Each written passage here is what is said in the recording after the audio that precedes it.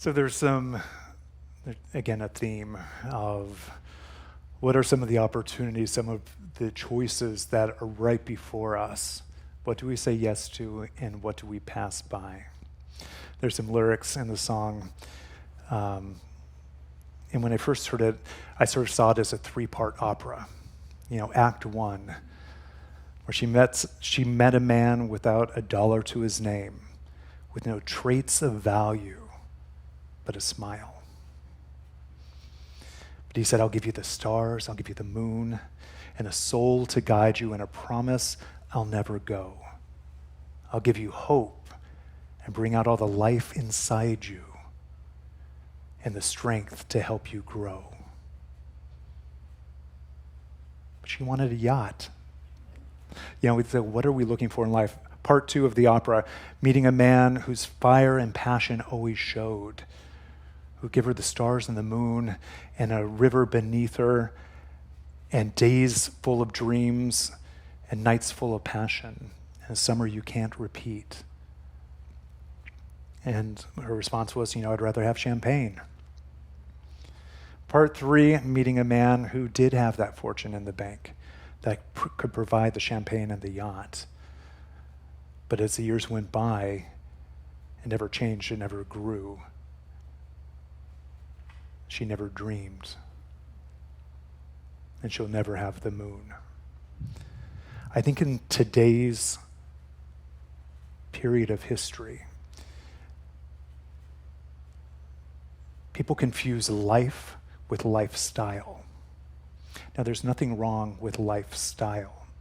I want a big, rich, abundant life. That's what this teaching is all about. We can have anything that we want.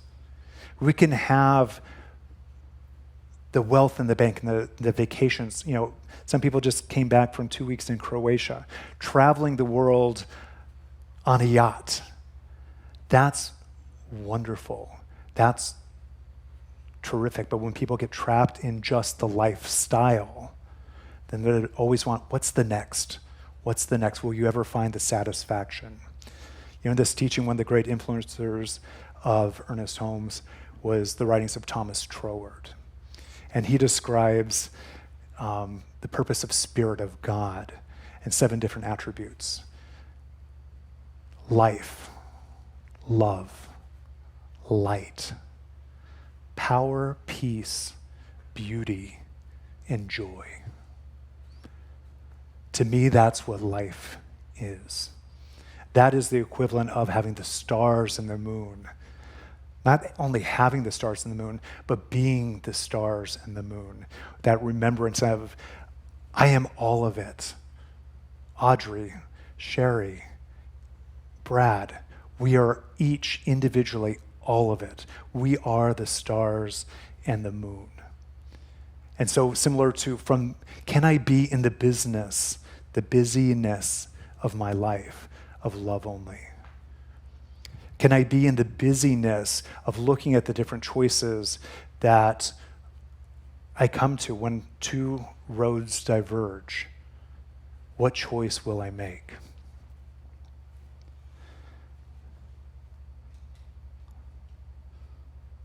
Oh, where'd it go? Found it. So much of this teaching, in very simplistic terms, would be the law of attraction. Really, what is it that we want? And in theos, that enthusiasm when we see it, when we experience it, yes, this is what I want. But part 2 would be, do I say yes to it? The theme for this month originally was going to be commitment. I think enthusiasm and commitment actually do go hand in hand. In theos is the enthusiasm. In theos, that emotion, that feeling, that energetic impulse that comes from within or from whichever direction you experience it. Commitment is step 2, is saying yes to it. Will I acknowledge and say, yes, this is what I want, no matter what? It's like spiritual mind treatment and prayer. The power of it is the conviction and the faith. by the practitioner and the receptivity of the client. How much enthusiasm can I put into me saying yes to something? It reminds me of, most of you have seen the movie La La Land. It was out a couple of years ago. An amazing film. I went and saw it with a really dear friend of mine. I loved it. She hated it. Absolutely hated it, because if you recall, it's a story of a young actress who, her vision, her dream, I want to go and I want to travel Europe. I want to be an actress. And she meets this man, a jazz musician, and he wants to play jazz. Jazz just oozes from his soul. He wants to have a jazz club. He wants to bring jazz back to Los Angeles. So they start this really beautiful relationship, and as the movie progresses, they go their separate ways. And she ultimately becomes the actress, travels the world, and he opens his jazz club. There's a beautiful scene towards the end of the film where their paths cross again. It's like, oh, what if we would have been together? But the truth of the matter is, the law of attraction played out perfectly. She got exactly what she was looking for. He got exactly what he was looking for. Perhaps the complexity of what we're looking for, the different layers, I don't think they, from my interpretation, that they really incorporate. What I really want is a loving relationship to support me in all the things that I want to do.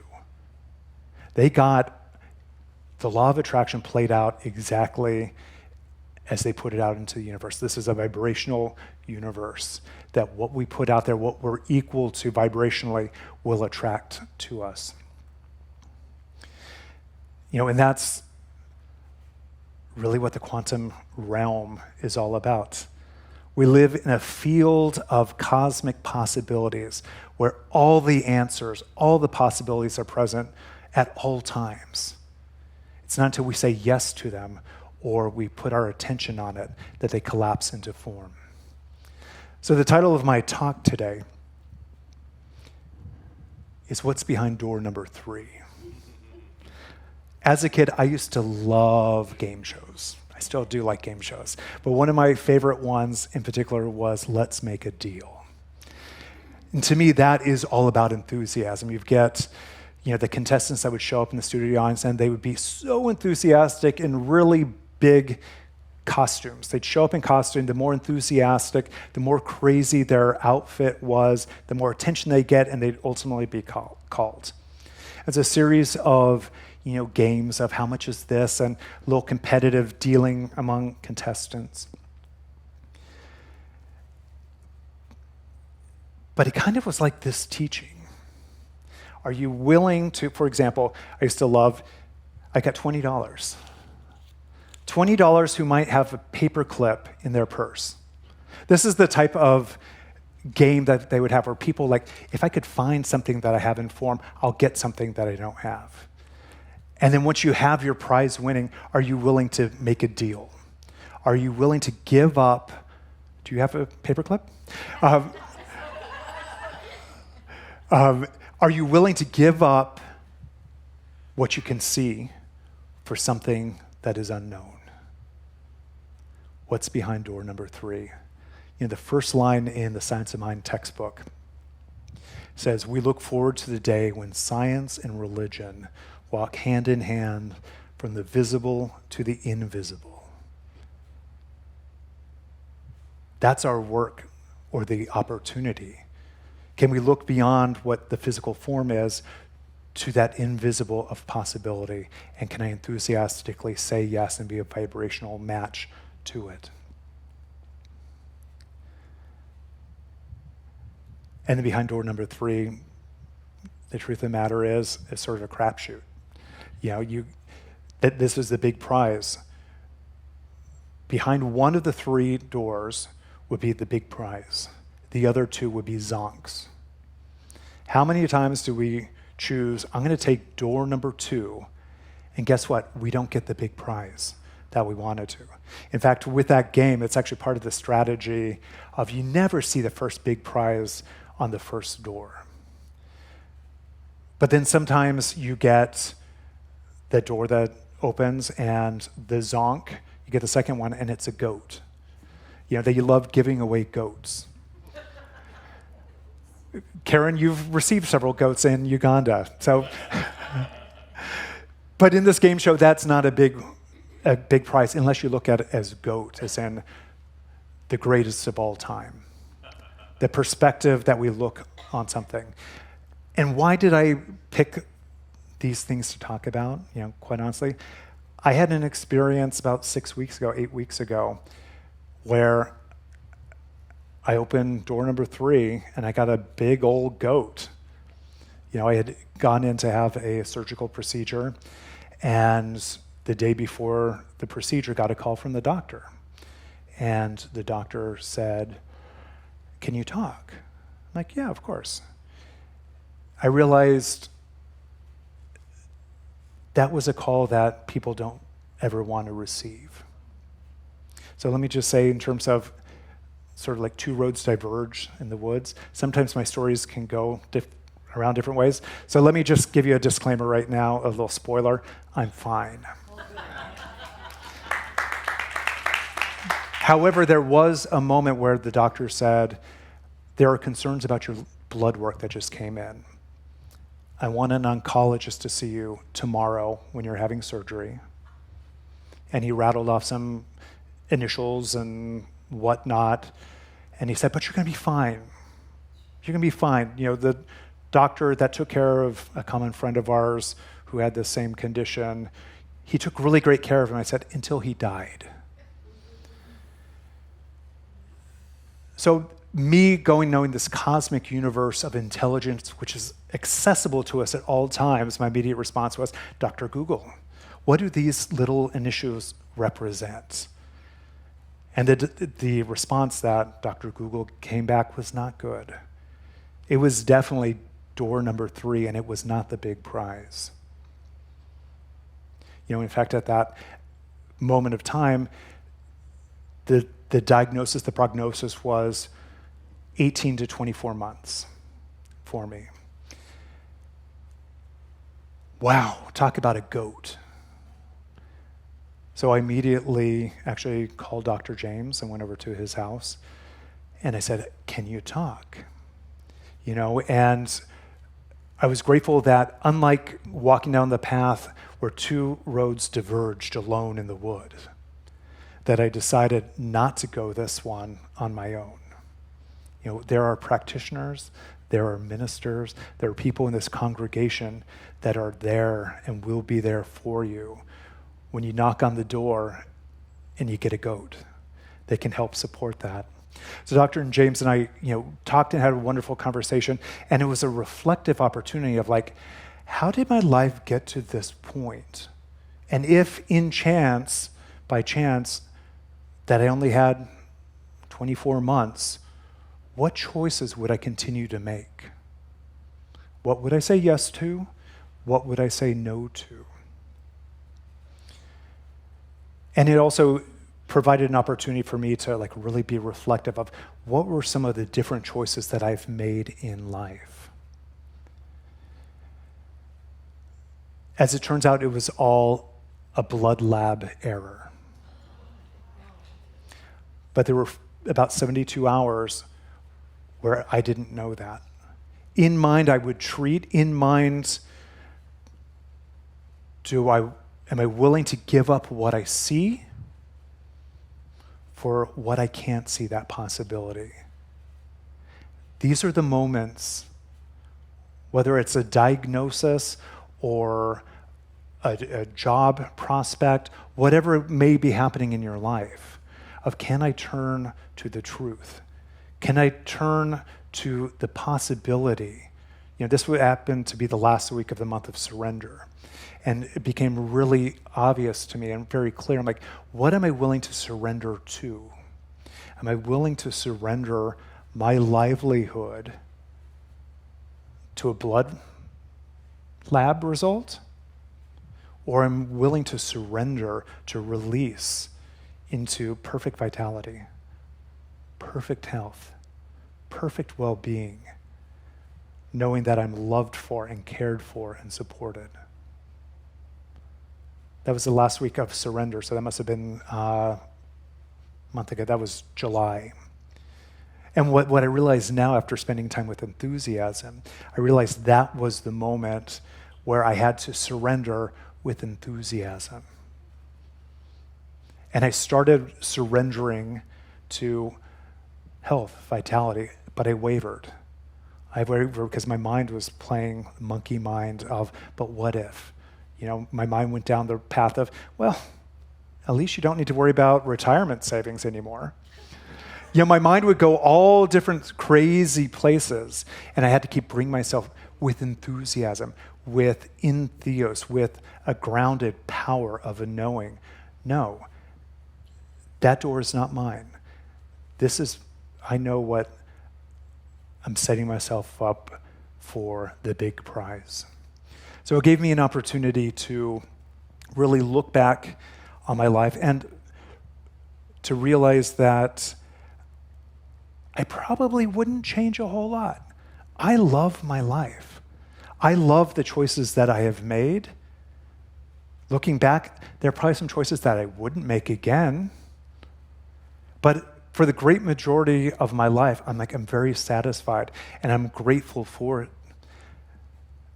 This past week with the Queen of England passing, it took me back. Here's a woman that was born into an appointment, that was born into a lot in life, and she said yes to it. Probably wasn't easy, 70 years. She said yes to a marriage that lasted, nearly 70 years as well? A long, long time. To me, that is grace, that is dignity, and that is enthusiasm for life. So I'm actually going to close with a portion of a speech that I just really love. It's by Martin Luther King Jr. And as many of you know, I have a dream, but that's not this speech. This is actually a speech that he shared about 6 months before his passing. And he was in Birmingham, Alabama. And going to an event, but he stopped at a junior high. And he spoke to these junior high school kids. And the theme of this talk was, what is your blueprint? Can you remember who you are? When you discover what you will be in life, don't set out to do a good job. Set out to do such a good job that the living, the dead, and the unborn couldn't do it better. If it falls that your lot in life is to be a street sweeper, sweep streets like Michelangelo painted. Sweep streets like Beethoven wrote music. Sweep streets like Shakespeare wrote poetry. Sweep streets so well that all the hosts of heaven and of earth will have to pause and say, here lived a great street sweeper. Here is a man who swept his job well. So if you cannot be a pine at the top of the hill, be a shrub in the valley. Be the best little shrub of that hill. Be a bush if you cannot be a tree. If you can't be a highway, just be a trail. If you can't be a sun, be a star. For it isn't by size that you win or fail. Be the best, whatever you are. So in conclusion, 2 roads diverged in the wood. What will you say yes to? What are you willing to enthusiastically pour your life energy into? It's interesting, that poem, most people know it as The Road Less Traveled.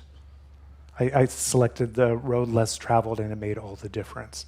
The title of that poem is actually The Road Not Taken.